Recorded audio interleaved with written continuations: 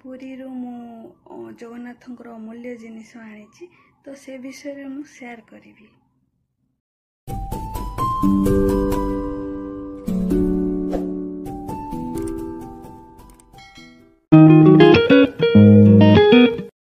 हाय friend, good morning everyone. मोर आउ एक नुआ वीडियो को आपण मानकु स्वागत।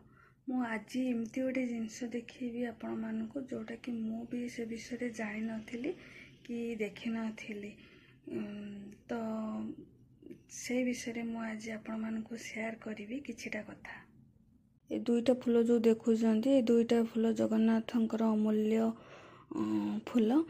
जेतेबेले आमे किणी नथिलु ता आगुरु आम देह बहुत खराब थिला, दुई भौणींकर भल लागु न थाए, तो जेमती इच्छा होता मरीजी मते सेमती इच्छा होता। तो जाकि ए फूलटी आमे फास्ट किणीथिलु, किणला परे ए फूलटा जेतेबेले आमे दी भौणी धरिथिलु तो आम देह भल हो जाइथिला और संगे संगे भल लागिथिला। तापरे आमे ए फूलटी को नेकी धरिकी नेकी माने आनंद बजार देकी स्नान मंडप को आमे जाउ थाए। तो जेतिकी आनंद बजार बिक्री करथुले से माने समस्ते फूलटी को देखिकी नमस्कार करूथांती। तापरे स्नान मंडप रे दीटा नना थिले, से देखिकी बहुत खुशी हो गले और नमस्कार संगे संगे कले। आ ए विषय कहले कि ए दीटा जत्न करिकी रखिबो, सबु दिन पूजा करिवो। समस्तको भाग्य न थाए जिनिस को देखिबा पई। दिने मोर भी भाग्य नथिला, मु देखि नथिली। मु चाहूँगी कि आपण माननकु देखिबा पई कि आपण मान देखंतु, जानंतु ए विषय रे। ए विषय रे मु जेतिकी जानिछि सेतिकी कहिली। जो माने जानिथिबे से माने भल भाबरे कहि परिबे।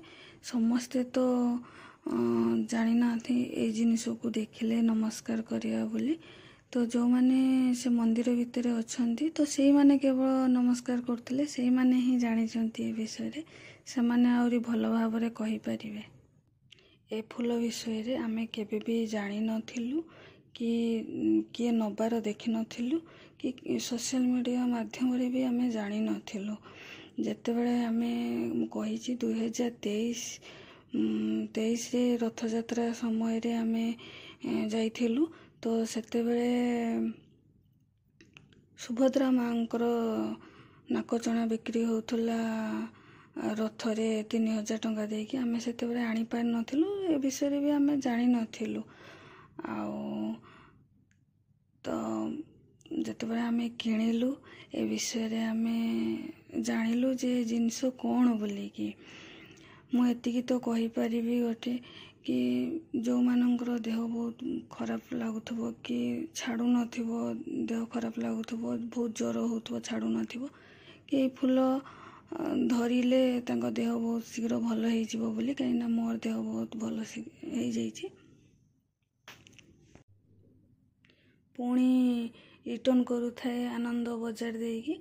तो जो माने नमस्कार करि नथिले से माने मते अटकी के फूलटी को नमस्कार करिथिले। तापरे पुणी कि एई फूलटा सेकेंड टाइम आमे किणिथिलु।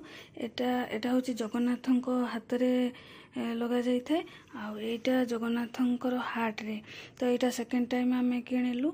आउ जेमती देखुछंती सेमती नुहे, एटा पूरा ओसार भी कम थिला, चेपा टाइप रे थिला। तो एसबु घर को आनिला परे एमती ओजन पूरा ओजन होइथिला, बैगटा टेकी हो नथिला। तो घर को आनिके खोलिला परे एमती बड़टे हो जाइछि। आउ आमे जेतेबेले मंदिर बाहर को गलु, जो बाहरे जो नना माने थिले से माने अटकेकी आमको ए फूल दीटा को नमस्कार करथिले। आउ तापरे आमे जता स्टैंड जाइथिलु। जता स्टैंड रे से माने देखिकी बहुत खुशी हो गले। आउ खुशी कि छोट छोट आंगर फूल सब पड़ीथिला, से फूल नहीं कि तांको दुकान फूल नहीं कि से रखीदेले। आउ दीटा बैग आमे सब दीटा पूरे कि आमे बड़ दांड आगरे किछि टाइम पाई बसिलु।